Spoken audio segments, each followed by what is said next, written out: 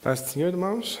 Vamos dar início à nossa lição de número 8, que se encontra na página 53, na revista dos professores, que fala sobre Naamã é curado de lepra.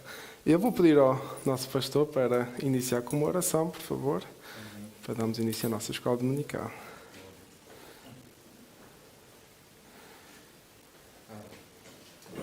Eterno Deus, nós te damos graça, Pai, por termos dado ao Senhor este dia, Senhor, que levantamos do nosso leito com saúde e com força e, acima de tudo, Pai, te damos graça por ter colocado em nós o desejo de vir à tua casa para te louvar e engrandecer o teu nome. Pai Santo, nós sabemos, como a tua palavra diz, enquanto nós dormimos, o Senhor age ao nosso favor. Temos a certeza que o Senhor tem preparado algo em especial para cada um de nós. Por isso estamos aqui com os corações agradecidos pela tua bondade e pela tua infinita misericórdia, pedindo ao Senhor que dirija, Pai, este culto, que na verdade não possamos sair daqui quando nós entramos, se viemos debilitado, triste ou enfermo, Senhor. Oh, Senhor, rogamos, Senhor, a tua cura, rogamos, Senhor, o teu toque sobre as nossas vidas. Queremos sentir, na verdade, a tua presença, coisa mais que nós desejamos, Senhor, para as nossas almas. Pai, abençoa quem está a caminho, quem está talvez doente ou quem está fraco. Pai Santo, visita cada um, Pai, e mantenha a tua igreja firme, mantenha a tua igreja animada, Senhor, porque a promessa é muito maior do que as dificuldades que nós atravessamos, ó Pai. Pai Santo, dá graça ao teu servo que vai ministrar nesta hora. Dá-lhe a graça, dá-lhe a sabedoria do alto, Senhor. E que os nossos ouvidos também estejam atentos àquilo que o Senhor quer nos transmitir através da tua palavra. No nome do Senhor Jesus Cristo, assim te pedimos. Amém. Amém. Amém. Obrigado, pastor. Podem tomar lugar. Então, como já tinha dito, lição número 8, Naamã é curado de lepra. E primeiramente quero também agradecer ao pastor Lucas, que tem me substituído nas últimas 3 lições. Eu creio que foi de bênção para vocês e merece a minha gratidão. Eu acompanhei em casa quando tinha um pouco de tempo e fiquei muito contente também da participação por parte da igreja. Amém. Eu acho que o pastor devia fazer isso mais vezes, não é? Mas você... Então vamos ao texto áureo que se encontra em 2 de Reis, capítulo 5, versículo 14. 2 de Reis 5,14, que diz: Então desceu e mergulhou no Jordão 7 vezes conforme a palavra do homem de Deus, e a sua carne tornou como a carne de um menino e ficou purificado. A verdade prática demonstra: Deus não opera milagres necessariamente segundo nossa expectativa, Ele faz da forma e no momento que lhe apraz. A leitura bíblica em classe encontra-se em 2 de Reis 5, 1 a 10, versículo 14 e versículo 25 a 27, que está da página 54. E Naamã, chefe do exército do rei da Síria, era um grande homem diante do seu senhor e de muito respeito, porque por ele o Senhor dera livramento aos sírios, e era este varão homem valoroso, porém leproso. E saíram tropas da Síria e da terra de Israel, levaram presa uma menina que ficou a serviço da mulher de Naamã. E disse esta à sua senhora: Tomara que o meu senhor estivesse diante do profeta que está em Samaria, ele o restauraria de sua lepra. Então entrou Naamã e o notificou ao seu senhor, dizendo: Assim e assim falou a menina, que é da terra de Israel. Então disse o rei da Síria: Vai, anda, e enviarei uma carta ao rei de Israel. E foi e tomou na sua mão 10 talentos de prata e 6.000 ciclos de ouro e 10 mudas de vestes.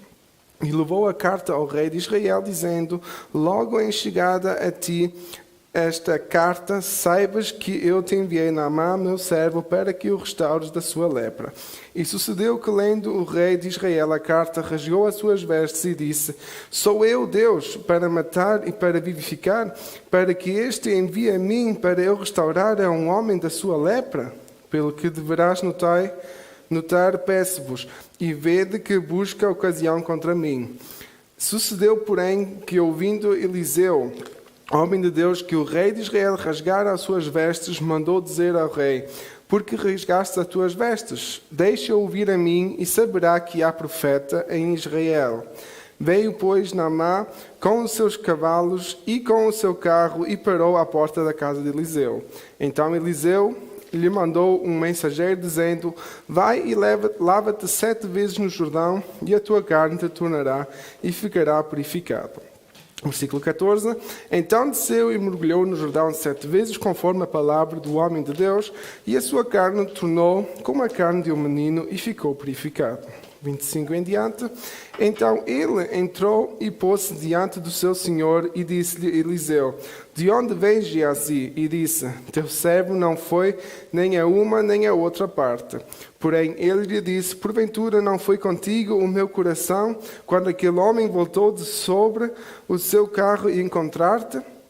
Era isso a ocasião para tomares prata e para tomares vestes e olivais e vinhas e ovelhas e bois e servos e servas? Portanto, a lepra de Naamã se pegará a ti e à tua semente para sempre. Então saiu de diante dele leproso, branco como a neve. Amém? Vamos então relatar a busca de Naamã por sua cura. Vamos salientar o orgulho e a falta de fé de Naamã e identificar a ambição de Geazi. Ok?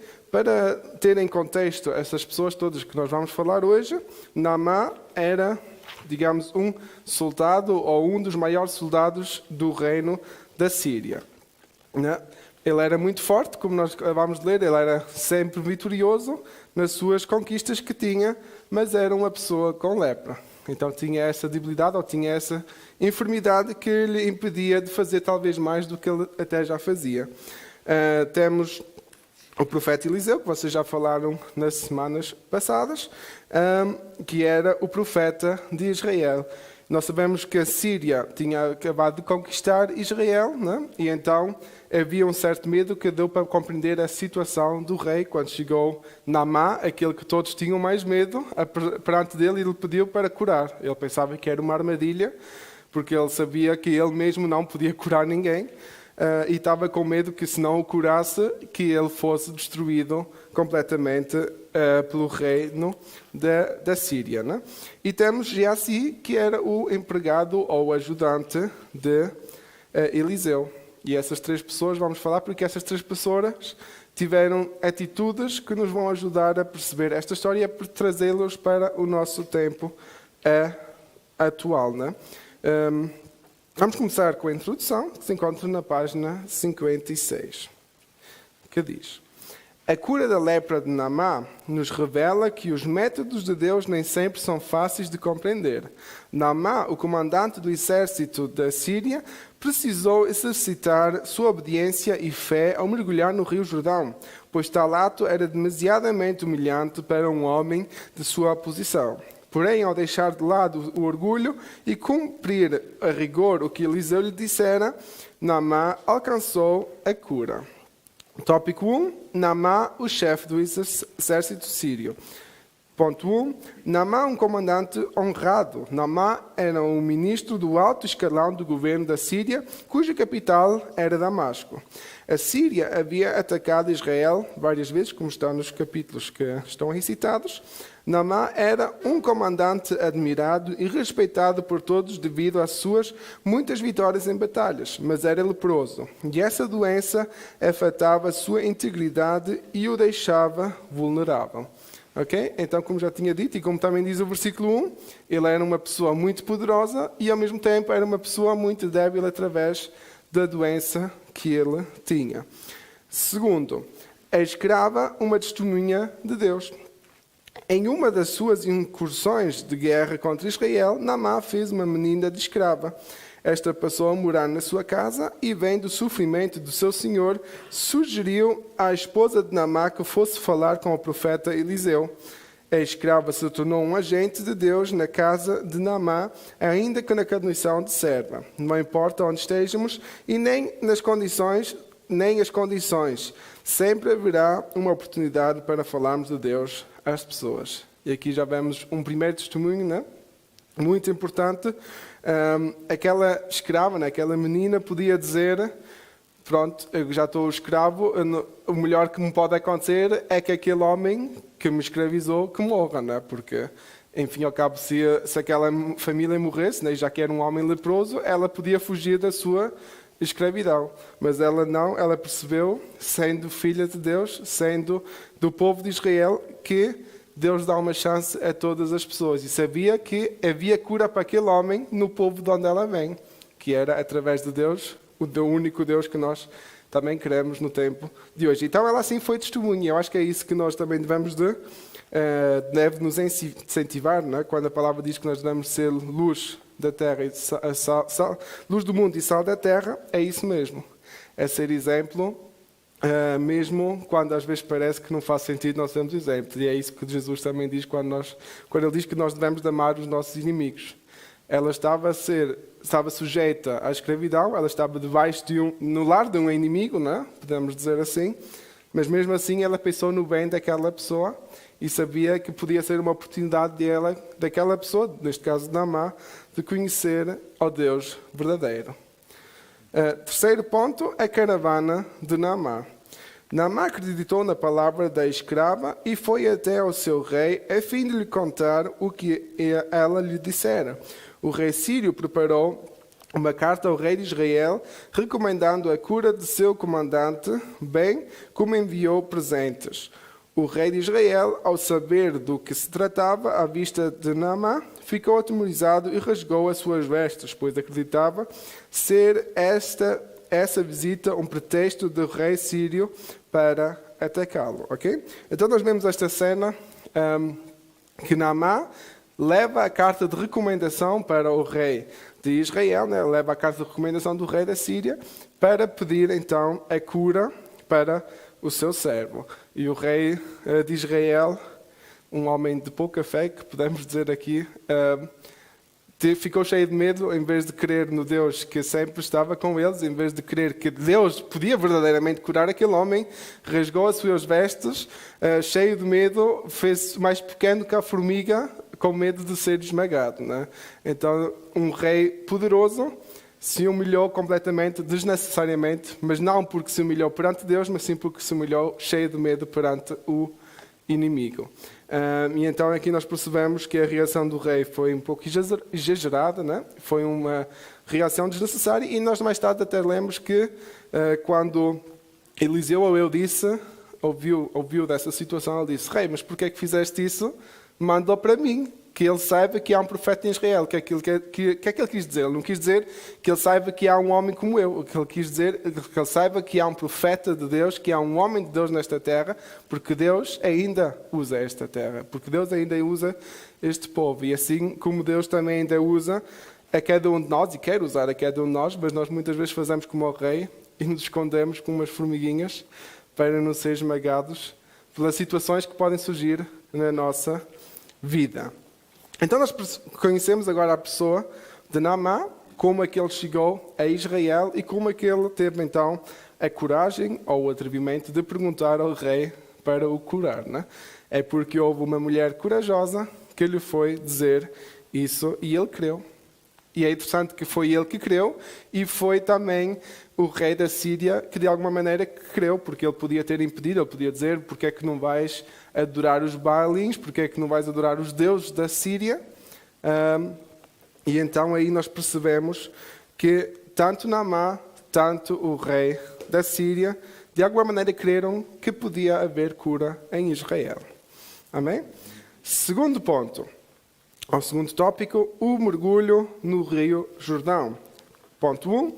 Eliseu não se impressionou com a pompa ou com o esplendor de Naamã. Ao saber sobre o que estava acontecendo e o porquê de o rei de Israel ter rasgado as suas vestes, Eliseu disse: por que rasgaste as tuas vestes?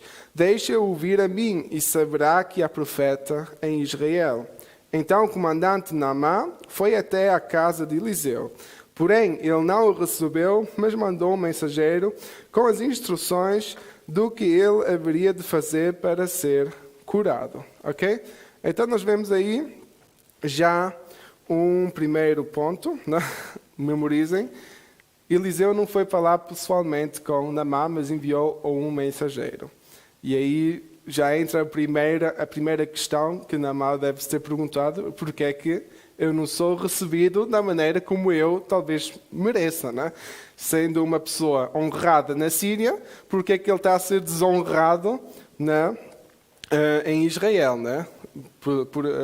Digamos, pela maneira humana de pensar. Memorizem isso, porque isso ainda vai fazer parte do tema, né? Porque isso vai fazer parte da cura que Naamã vai receber. Segundo ponto, a decepção e a cura de Naamã. O comandante sírio esperava que o profeta o recebesse com honras e que lhe tocasse com as mãos. Mas a ordem foi de mergulhar 7 vezes no rio Jordão. A decepção de Naamã foi evidente. Nós podemos ler 2 de Reis 5, 11 e 12, que nós não lemos há bocado. 2 de Reis 5, versículo 11 e 12. E quem tiver depois pode ler em voz alta. Para os que estão a chegar, nós estamos na página 57, o mergulho no Rio Jordão e o tópico 2, a decepção e a cura de Naamã. 2 de Reis 5, 11 e 12. Quem tiver pode ler.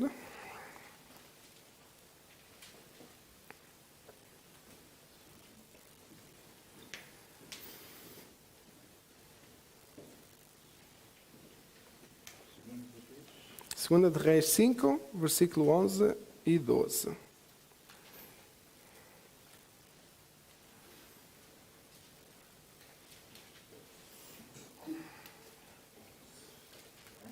Uhum. 5, versículo 11 e versículo 12.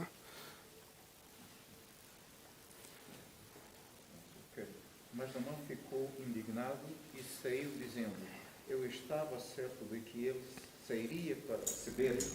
Invocaria em fé o nome do Senhor. O seu Deus moveria a mão sobre o lugar afetado e me curaria da lepra. Não são os rios Abana e a Fafar em Damasco melhor do que todas as águas de Israel? Será que não poderia lavar-me neles e ser purificado? E foi embora dali furioso. Ok, obrigado, pastor. Então nós vemos aqui, já aquele ponto que nós tínhamos falado, primeiro ele indignou-se porque Elias não o atendeu pessoalmente, e ele pensava que, Eliseu, e ele pensava que Eliseu ia chegar lá, ia mexer as mãos, ia colocar as mãos sobre ele e ele ia ficar curado, né? Ou que ia invocar ao Senhor e então tudo se passaria. E a segunda coisa que ele se irritou ou se designou é que ele foi enviado para se lavar no Rio Jordão. Pode parecer agora algo desnecessário, mas a verdade é que o Rio Jordão é um dos rios mais sujos que existe em Israel. Então até pode parecer contraditório como é que uma pessoa que já está impura, ou como uma pessoa que já está cheia de feridas na sua pele, vai se colocar numa água que já não é assim tão pura como devia de ser, né? Nós sabemos quando nós temos uma ferida, a melhor coisa que nós podemos fazer é lavar a ferida, mas não com água suja, né? Temos que usar água limpa, ou então usar água oxigenada, ou um álcool para desinfetar a ferida, para não piorar a situação, não? Então Naamã ficou com essa dúvida. Primeiro, não foi recebido como ele esperava, não foi feito um ritual como ele esperava, e mais tarde foi pedido para se lavar numa água que ele achava que não era limpa o suficiente, ou que ele não era digno de estar dentro desse rio, né? Porque não era água que lhe agradava. Okay? Ele até fala de 2 rios lá na Síria que ele achava melhor, não? Então nós percebemos que Naamã ficou meio decepcionado com a coisa que lhe foi dita, né? Com a receita que lhe foi dita para ser curado. Ele não lhe gostou da recomendação de Eliseu. Foi preciso a intervenção de seus empregados para que a ordem fosse cumprida. Contrariado, o comandante mergulhou 7 vezes no Rio Jordão e sua pele ficou como a de uma criança. Ele estava purificado de sua lepra, como nós lemos há bocado no versículo 14. Então, nós aqui dois aspectos interessantes. Naamã teve que ser convencido, não é? E o segundo aspecto é que ele, mesmo sem indo para o Jordão, contradizendo a si mesmo, não agradando a ideia, Deus o curou. É muito interessante, né? Ele, mesmo contrariado, entrando naquelas águas, Deus fez um milagre na vida dele. E aqui, muito mais uma vez, demonstra que verdadeiramente nós não merecemos aquilo que Deus nos muitas vezes dá, né? A realidade é que nós nunca merecemos, porque nós não somos perfeitos, nós desagradamos a Deus de tantas maneiras, mas mesmo assim Deus faz milagres, Deus faz prodígios nas nossas vidas, e é muito interessante. E aqui também nós vamos ver então o que é que aconteceu adicionalmente na vida de Naamã, porque Naamã não somente foi curado da sua lepra, mas Naamã foi principalmente curado do seu orgulho. Que ele pensava, só porque ele era um homem reconhecido na Síria, que Deus tinha que fazer as coisas da maneira como ele lhe agradava. E aí nós podemos acordar. Muitas vezes, nós também queremos que Deus faça as coisas da nossa maneira. E isso nos torna pessoas arrogantes, isso nos torna pessoas orgulhosas, porque nós pensamos que nós temos o plano certo, mas o único que tem um plano certinho para a nossa vida é Deus. E aí é que nós podemos aprender com Naamã, e eu acho que é por isso que esta história é tão importante. Não somente a cura física, mas principalmente a cura do seu caráter, da sua moral e da sua alma. Que mais tarde nós percebemos que Naamã se converteu ao Deus de Israel. Amém? Terceiro ponto. Deus ainda opera milagres e não misticismos. O número 7 que Eliseu usou representa a perfeição de Deus na simbologia hebraica. Entretanto, o episódio em 2 de Reis 5 é o único que relata o uso desse número pelo profeta. Tal fato não nos dá o direito de usar uma forma de numerologia em nossos cultos ou campanhas intermináveis. O que é que isso quer dizer? Nós não devemos de crer, e isso infelizmente acontece muito no mundo evangélico, que o número 7 é o número que faz milagres.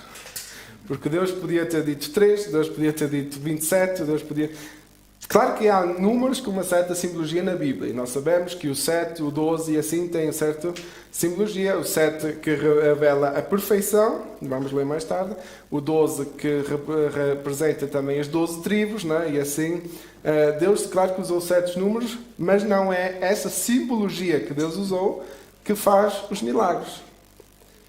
E não é por isso que se eu colocar 7 copos de água à frente da minha televisão que vai acontecer um milagre na minha casa. E já tem acontecido esse tipo de coisas em certas igrejas, não só evangélicas, mas em certas igrejas em geral. Fixando nos números e não fixando no Deus que criou ou que faz de verdade.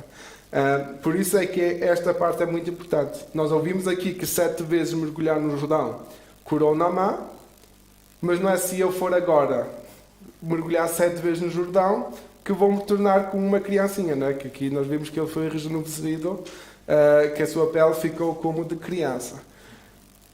Nós não podemos crer só naquilo que pode acontecer, mas nós devemos crer naquele que faz as coisas. E não é a maneira como chegar lá, a única maneira é crer em Deus, ok? Então esse ponto é muito importante para nós não crermos que se fizermos as coisas 7 vezes, Deus vai abençoar mais ou menos. O que importa é verdadeiramente que Deus esteja na causa. E aí então vamos ver o agir de Deus nas nossas vidas. Podemos e devemos invocar as bênçãos de Deus, pois esperamos o seu agir milagroso. Onde ele age, não é preciso numerologia ou superstição, pois o poder de Deus está acima de tudo isso. E mesmo que não haja um milagre visível, ele está agindo, pois a fé é confiar nele, mesmo quando as coisas não acontecem no nosso jeito. Vamos ler Hebreus 11, 13. Hebreus 11, 13. Quem tiver pode ter a gentileza de ler.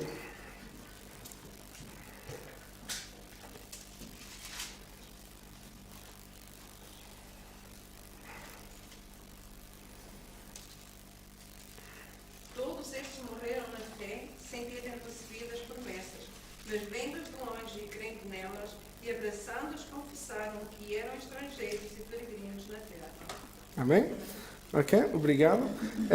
Hebreus 11, como nós sabemos, é o livro que fala dos homens, digamos, que foram reconhecidos pela sua fé, né? E agora são bem a palavra em inglês, que é Hall of Fame, né? A hala dos famosos crentes do Antigo Testamento, né? E aqui nós percebemos que nem todos chegaram a receber ou que se cumpriu a promessa de Deus nas suas vidas. Por exemplo, nós sabemos Moisés, que saiu, foi buscar o povo, né? Teve 40 anos no deserto, mas não chegou à terra prometida. Ele viu a terra prometida, mas não chegou a entrar na terra prometida. É um dos exemplos. E assim nós também devemos de perceber que se as coisas nunca acontecem na nossa vida, é porque talvez não é a vontade de Deus. Mas não quer dizer que não vai acontecer na geração que vier a seguir de nós. Né? Assim como Davi tinha o sonho de construir o templo e mais tarde foi Salomão que construiu o templo. Né? Devido à vida que ele também tinha levado. Né? Mas o interessante é que confessaram que eram estrangeiros e peregrinos na terra. O que é que isso quer dizer? Eles não ficaram chateados com Deus por não chegar lá ou por não receber as promessas, mas sim porque sabiam que para onde eles iam ainda era muito melhor. Eles reconheceram que eles também não eram para viver aqui 1000 anos na terra, mas sim eram para viver eternamente com Deus no céu. E é isso que nós também devemos perceber. Se às vezes nós não somos curados de alguma situação, ou se algum problema parece que não tem solução na nossa vida, colocamos nas mãos de Deus, vamos crer nele, porque se não for aqui neste tempo na terra que se vai solucionar, quando estivermos na glória com o Pai, já está solucionado tudo. Porque tudo aquilo que nós vivemos aqui, tudo é passageiro. E então a nossa esperança é sempre alcançar ou as promessas na terra que Deus nos pode fazer alcançar, ou então alcançar a vida eterna, que é a maior promessa que Deus nos deu, e esse Ele vai cumprir absolutamente. Amém?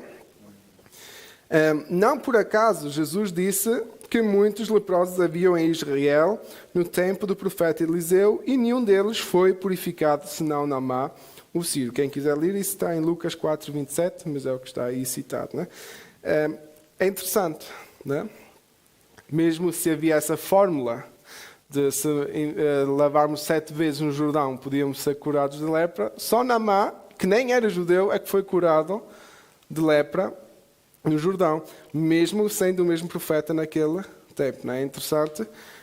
Porque Deus sabe porque é que faz as coisas. A intenção de Deus nunca foi somente curar a lepra, mas sim de transformar o caráter, de transformar a visão de Naamã e ele poder crer no Deus verdadeiro. Não é? E assim também ser influência na Síria. Não é? E se formos ver, ainda há provas disso até o tempo de hoje, que a Síria, mesmo sendo por parte de um país muçulmano, uma grande parte também é cristã no tempo de hoje. Não é? Então nós vemos que há ainda essas influências desse tempo na Síria de hoje, que a capital ainda é Damasco, como está na Bíblia. Não é? É interessante que é um dos países, junto com Israel, que tem aguentado assim tanto tempo. Não é? E que podemos reconhecer a sua influência até ao tempo de hoje. Vamos ao terceiro tópico para também chegar ao final, que o tempo corre como sempre. Geazi é acometido de lepra, ou então é infectado pela lepra. Primeiro ponto, a rejeição dos presentes. Após a sua cura física e sentimental, Naamã estava disposto a voltar a Eliseu a fim de lhe presentear. A Bíblia não deixa claro se esse presente foi o mesmo enviado pelo rei sírio anteriormente. Pode ser que o primeiro presente tenha ficado com o rei de Israel, porém, se for o mesmo, a quantia era composta de 350 quilos de prata e uns 70 quilos de ouro e 10 mudas de roupas finas, um valor muito grande para ser rejeitado. Mas mesmo assim, Eliseu rejeitou o presente. Amém? Então nós percebemos que Eliseu podia ter se enriquecido através deste milagre que Deus fez em Naamã, mas Eliseu, sábio como era, não aceitou esse presente. E aí nós vemos também já algo que nós podemos aprender, que quando se há essa questão de se vender a palavra, né, ou vender milagres, devemos de ter muito cuidado. Claro que nós podemos ter atividades que nós temos despesas que devemos de pagar. Isso para mim não é vender a palavra. Para mim vender a palavra é quando nós temos que pagar alguém para poder ministrar a palavra, não é? Agora, para não misturar, não é? Porque a palavra também diz que cada obreiro é digno do seu salário. Pagar um salário para um pastor, o pastor é digno disso, não é? Qualquer obreiro é digno do seu salário. Mas cobrar dinheiro à entrada para poder participar num culto, isso eu não vejo correto. Claro que nós em certos eventos já temos feito isso, porque são atividades que nós alugamos lugares, então precisamos de cobrar esses lugares. Eu pessoalmente não vejo que é uma obrigação, porque eu vejo que é a obrigação do organizador de ver como pagar essas despesas, mas nós nunca podemos dizer que para ouvir a palavra eu tive que pagar X. Nós devemos dar a chance a todos. E se alguém não tiver, digamos, a possibilidade de entrar dentro de um evento, deixamos entrar de qualquer maneira. Isso é o meu ponto de vista, porque o mais importante é alcançar as pessoas, não é encher as caixas. E então, quando se ouve às vezes de certos pregadores que cobram 10.000 euros só para vir pregar, né? Uma coisa é pagar o bilhete, porque não achamos também certo que aquela pessoa tenha que pagar para vir pregar se nós convidamos essa pessoa, mas outra coisa é cobrar dinheiro para vir pregar. E aí nós vemos que Eliseu fez o certo, porque ele não vendeu-se, porque Deus fez um milagre, porque ele reconheceu que não foi ele, foi Deus, não é? E aí nós temos que também ter esse cuidado, não é? Porque Deus é que faz, então o único que merece receber alguma coisa é Deus. Mas infelizmente temos visto que isso acontece muito nas igrejas a nível mundial, né? E fora do mundo não se fala, porque aí cobra-se por tudo e mais alguma coisa. Mas através desse presente que Naamã tinha preparado para Eliseu, houve outra pessoa que pensou que então seria bom receber esse valor, né?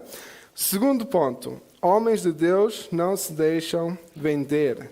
A atitude de Eliseu ao recusar o presente de Naamã revela um comportamento que não vende a si mesmo ou as bênçãos de Deus. Tanto Elias quanto Eliseu eram honestos consigo mesmos e com Deus. Okay? Então, nós nunca devemos de vender aquilo que Deus oferece livremente a ninguém. Okay? Terceiro ponto, por ganância, Geazi é acometido de lepra. Depois de visitar Eliseu, Naamã partiu para a Síria. Quando Naamã iniciava sua viagem, Geazi, cheio de ganância em seu coração, foi até ele e, mentindo, se apoderou dos presentes oferecidos a Eliseu. Tal atitude nos revela o caráter distorcido de Geazi. Visando o bem material, ele mentiu ao comandante sírio, traiu Eliseu e desonrou a Deus. Por isso, o jovem foi acometido de lepra e saiu diante do profeta branco como a neve.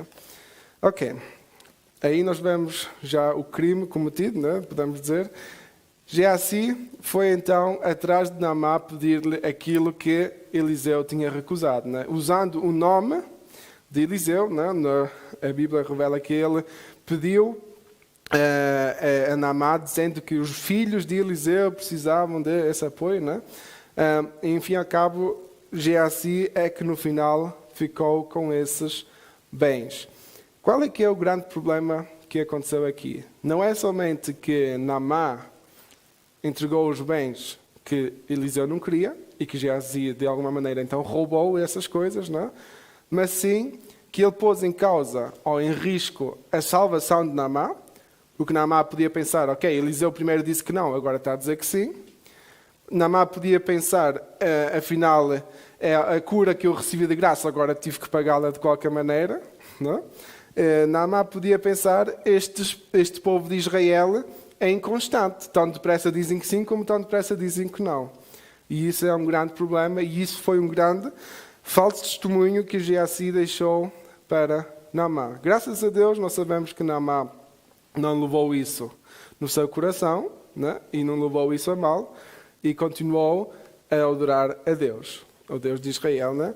Mas Geazi, por consequência da sua decisão e desse pecado que ele cometeu e o grave mau testemunho que ele deu perante Deus e perante o povo de Israel, recebeu a lepra que Naamã tinha antes, né? E assim toda a sua descendência foi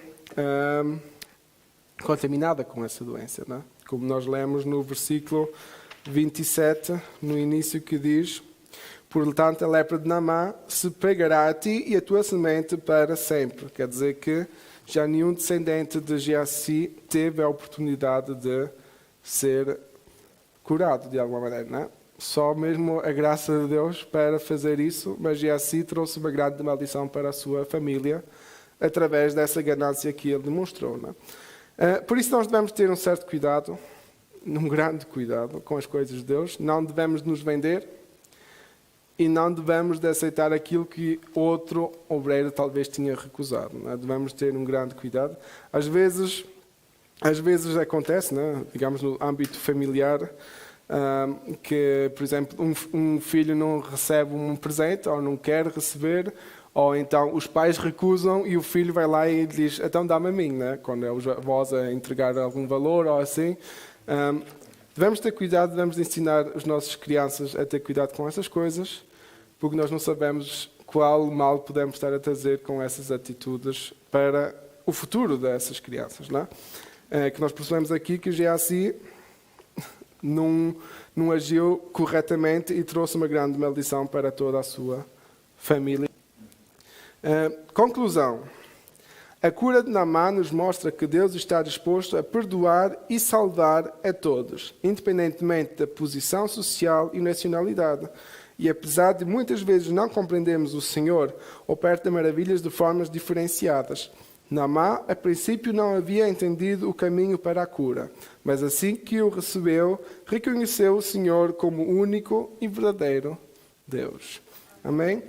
Então, nós temos aqui a lição número 8, né? Percebemos que Naamã verdadeiramente foi curado, não somente fisicamente, mas a sua alma foi curada. E Deus, da maneira como fez as coisas, já sabia que era necessário ele fazer assim. Porque senão Naamã podia dizer: ok, eu cada vez que tiver algum problema vou até Eliseu, e Eliseu é o meu curandeiro, né? Vai-me curar das enfermidades, dos problemas que eu tiver. Mas isso não era a intenção de Deus. Deus queria verdadeiramente que ele cresça no Deus que estava com Eliseu e não em Eliseu. E aí nós percebemos que é isso que muitas vezes nós devemos de também ter o cuidado das pessoas não crerem naquilo que nós podemos fazer, mas naquilo que Deus faz através de nós. Toda a honra e glória deve ser sempre para Deus. E assim foi curado o seu orgulho e foi curado o seu físico. Amém? Não sei se alguém quer acrescentar alguma coisa, se não, entrego.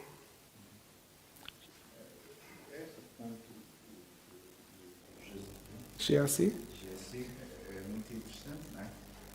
Há certos movimentos, antigamente, agora não sei se alguém está a continuar, por exemplo, na Nigéria, talvez o Tibiúcho, que há pessoas que viajavam de diversos cantos do mundo para serem curadas. Claro que também era preciso um valor monetário. E em relação a isso, nós vemos assim uma postura que contradiz aquela posição. E tanto mais agora se vê que normalmente o trabalho de Deus, mesmo aquela pessoa que faz, não está, continua. Mas aquilo que ele fazia neste momento, acho que ninguém vai fazer. Então vemos logo que não estava bem pautado assim no contexto bíblico. Como ele, há outros também a imitar o mesmo trabalho. Mas aqui Eliseu, ele mostrou que a glória não é para ele, mas é Para Deus. Para Deus. Sim. Porque quando esse homem chegava, é claro o respeito a toda coisa, mas dava a entender que as pessoas estavam mais focadas nele, no dom da glória. Da glória. Então, eu vi aquilo, que o ato em si demonstrava uma certa idolatria, que admirava-se mais o Tibioso do que propriamente Deus deve estar operando. Então, eu penso que aquilo era inclusive já fui convidado para poder ir lá, mas esse princípio a mim me fez já confusão. Sim. Só o facto de dizer que vamos lá porque aquilo lá acontece. E eu questionei, mas o Deus de lá é diferente Do que o daqui. do daqui. Então alguma coisa não está bem. Se ele opera lá, se ele não operou aqui, tem um certificado. Mas aqui há outro profeta também, que é lá da terra de Moisés, mas aqui na frente, o norte. Ele também é miniatura de Tibioso, né? Que é também vender a bênção. Né? Aqui o comportamento de Eliseu nos ensina uma boa atitude. Sim, sim, aí percebemos de verdade, né? Que devemos ter cuidado. Obrigado, pastor. E isso, infelizmente, já vem a acontecer há muito tempo. Né? Nós vamos ver a razão por qual houve a reformação em 1500, né? Através de Martinho Lutero, era porque a Igreja Católica naquele tempo estava a vender as indulgências, né? Que era de alguma maneira vender bênçãos ou vender o perdão que Deus oferece livremente, né? E então nós devemos ter um cuidado, né? Sempre quando é uma questão monetária para pagar coisas que normalmente Deus nos oferece de graça, devemos ter um muito grande cuidado.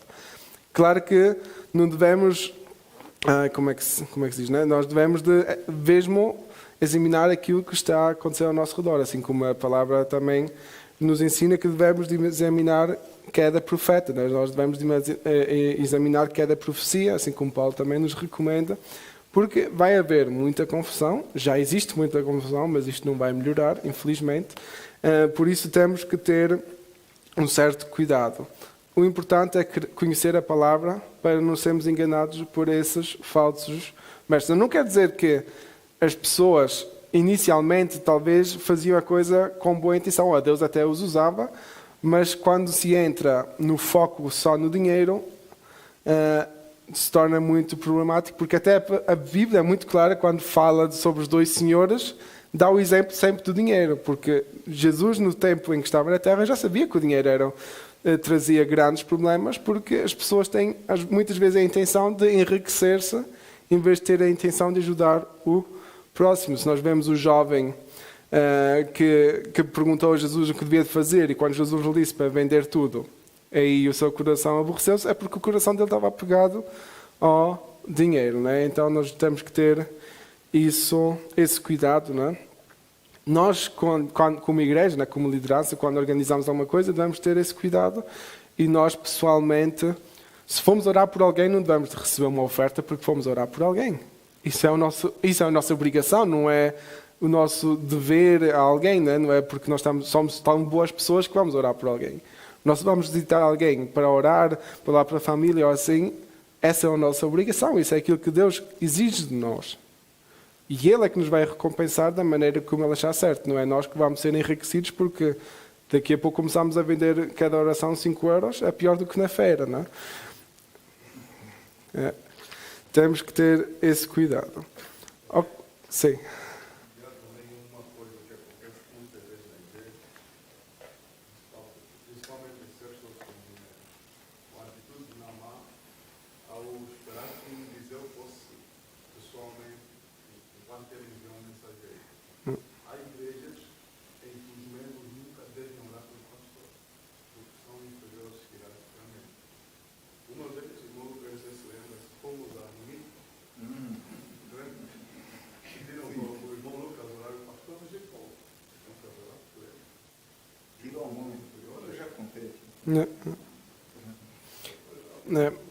É isso quando nós pensamos, claro que existe uma certa estrutura dentro da igreja, né? Mas divinamente não existe hierarquias, porque a palavra também não diz que o pastor é superior ao profeta, ou que trabalhamos em conjunto, não é?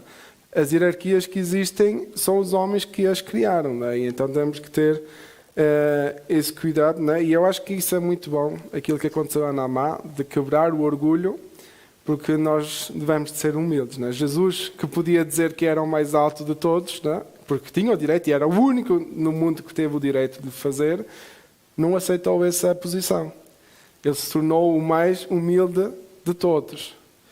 Então, quem é que nos dá o direito a nós, sendo, digamos, só humanos, não sendo Deus, de nos tornar superiores aos outros? Nós devemos de respeitar as pessoas que estão superiores a nós devemos respeitar o nosso pastor local, nós devemos de respeitar os obreiros, mas também devemos respeitar uns aos outros, né, em geral.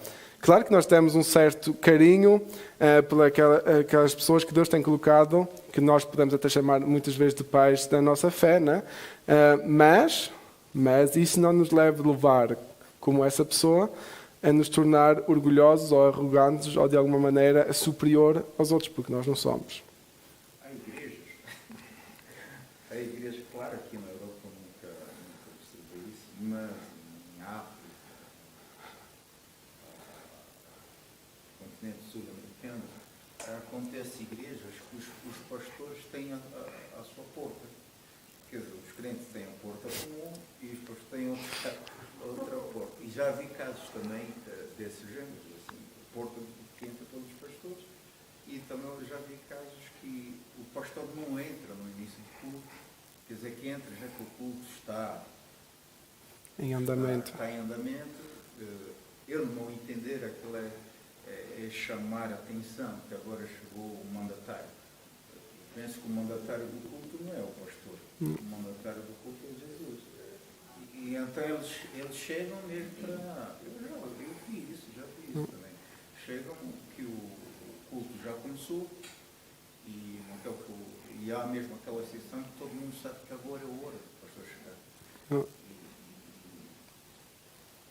Eu, na minha humilde opinião, acho que não é possível isso. Porque há toda a atenção do nosso culto, ela deve ser direcionada a Deus.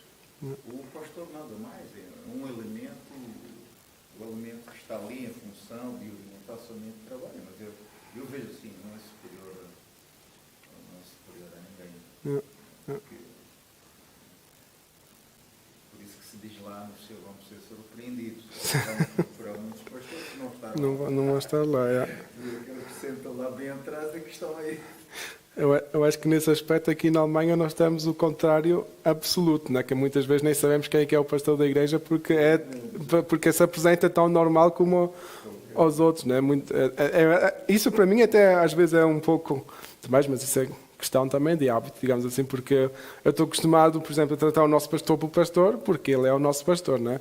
Aqui na Alemanha tratam todos por tu e por o Michael, é este, é aquele, às vezes nem sabemos quem é que é afinal o pastor da igreja, e passamos por ele 2 ou 3 vezes, mas pronto, é também questão, aqui nesse caso é questão cultural, mas eu acho que é bom, né? Quando as pessoas não se escondem, sendo mesmo um responsável, um líder. Era esquisito se eu agora, depois das comunical, me fosse sentar no escritório e ficasse lá todo o tempo, porque o culto já não me faz parte, não é? Eu acho que não é assim, não é? Porque o trabalho é de Deus. Porque na parte básica, o respeito não é uma questão de exigência. Sim. O respeito é questão de reciprocidade. Eu, se respeitar, evidentemente vou receber logo. Respeito volta, Então, sim, o respeito não é uma coisa de exigência. É aquilo que a Bíblia diz, é o fruto do que semeamos. Não tenho que estar a dizer aqui, me respeito, porque eu sou fulano de tal. Se eu sou respeito ao e-mail como criança. Ele vai me tratar bem também. Sim, isso é verdade. Bem. Muito obrigado, então, pelo acréscimo de todos. O tempo corre. Mas vamos falar sobre o reinado de Joás, ok? A lição número 9. Então, que o Senhor vos abençoe.